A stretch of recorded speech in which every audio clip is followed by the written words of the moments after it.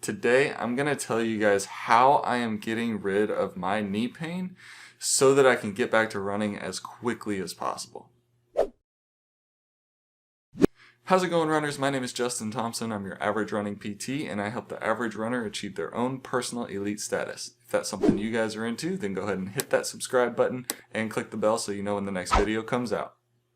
So as I said in a previous video, I am dealing with what's called a pes anserine bursitis. If you don't know what that is, I explained it a little bit in a previous video, so make sure that you check that out because that's telling you guys why I'm having to take a couple weeks off rather than just trying to run through this, because there are some injuries that can be run through.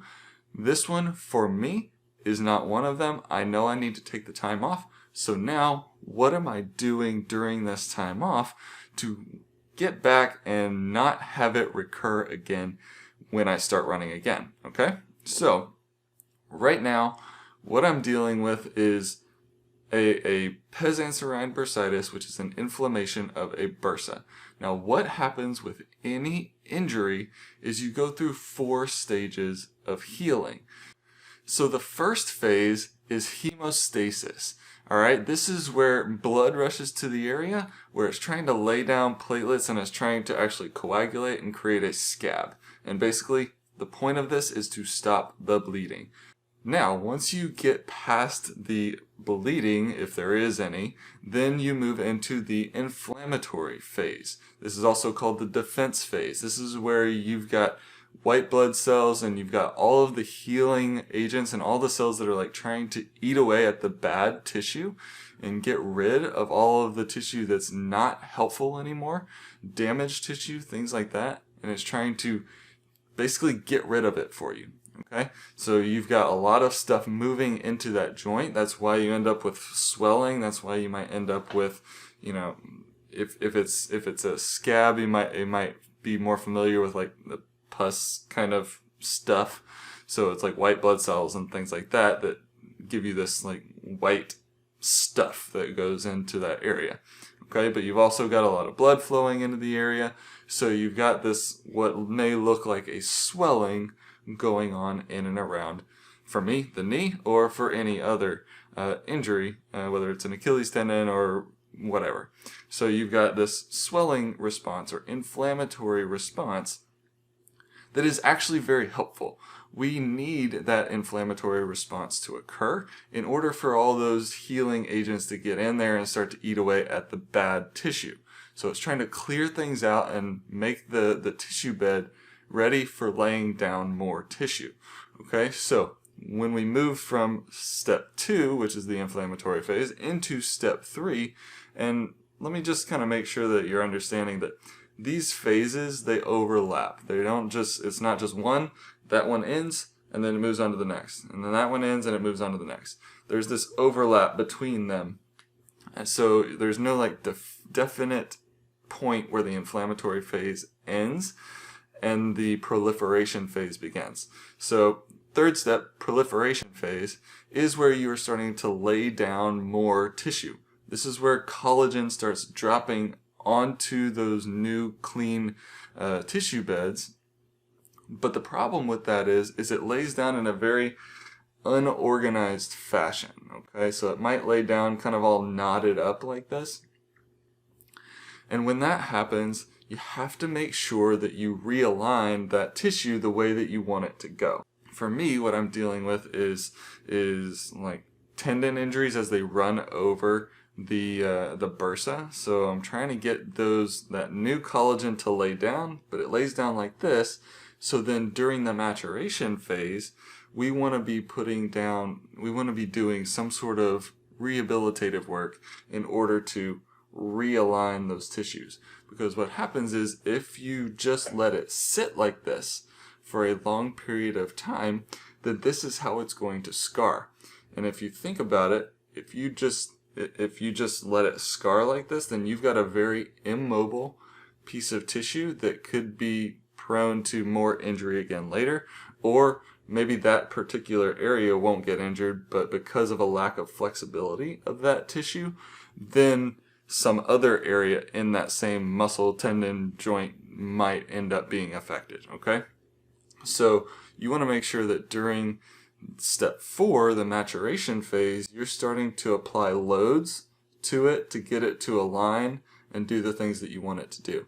So that's why strength training is so important. That's why doing some sort of load-bearing activity or loading the tissue that you're wanting to heal in the direction that you're wanting it to heal is so very important, okay?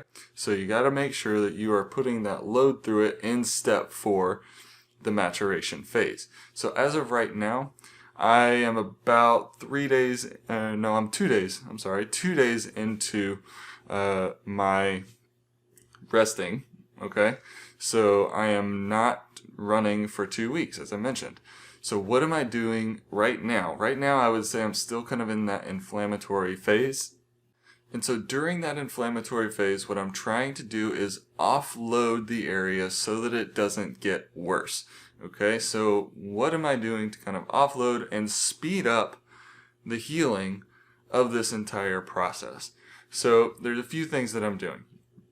Number 1, I'm offloading by not running. Okay, so the running was creating a friction over the tendons and the bursa. So I have to stop doing that because it's just not helpful, right? So I'm trying to offload the tissues.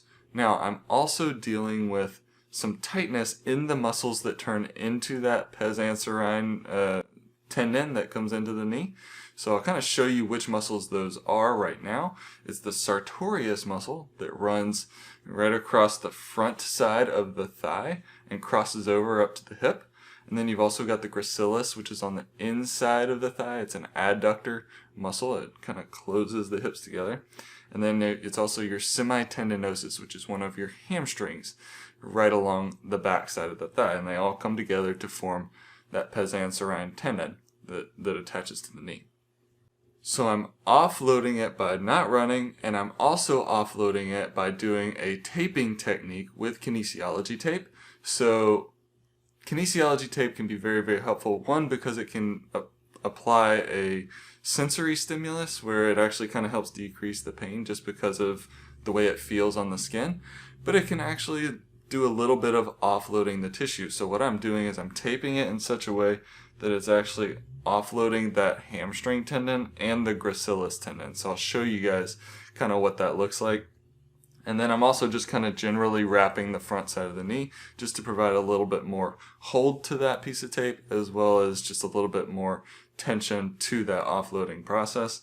And so that's been very helpful for me, especially when I lay down at night, because I was having pain just laying down and going to sleep because I had no control over what my leg was doing. So I did kind of put that tape on before I went to bed, and then I've been wearing it throughout the day as well. So it's been really, really helpful for me to help offload those areas, those tissues that are being strained. Secondly, one thing that I've been doing is I've been using my deep tissue laser, and I say mine, but it's my work. So my work has a deep tissue laser that actually helps with what's called photobiomodulation. And what this crazy word means is it's basically using light to increase the cell metabolism in the body. Okay, so if I'm trying to get new tissue laid down, I want to increase the blood flow to the area, but also increase the blood flow out. So you've got that inflammation phase, but you also want to help it get out, help that inflammation get out of the area as well. So the laser helps increase that blood flow there. Another thing that it does is it helps release the oxygen off of the red blood cells and into the tissues that you are treating. Okay, so the light therapy, it goes at a certain wavelength. That wavelength affects the hemoglobin molecules in the red blood cells and actually helps release the oxygen off the red blood cells in a much more efficient manner. Therefore, you get more oxygen, more cell metabolism, faster speed of healing. And after I use the laser, I've been using a CBD oil that I'm just rubbing on the inside of my knee. So on the inside of my knee, the CBD, it's one of those things that's kind of a buzz thing right now. And, it's not hurting me to use it. Obviously, if you have any issues with using CBD, then don't do it. It's just something that, for me, it's a natural thing, so it's something that I have no problem with using at this time.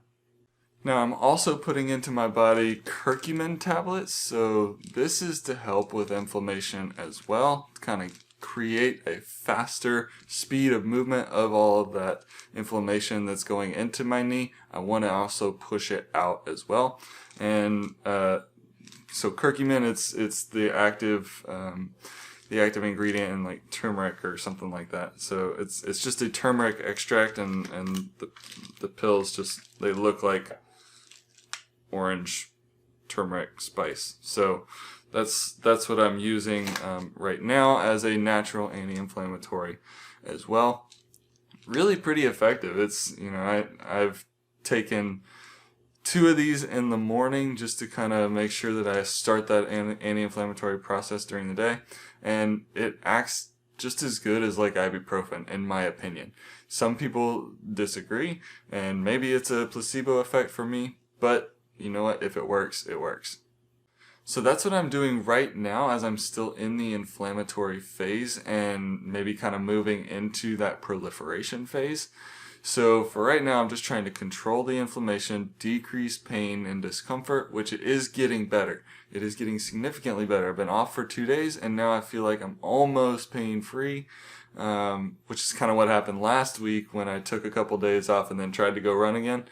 Well, I realized that there was still more healing to be done, and so now that's why I'm taking more time off and wanting to make sure that that this is getting better.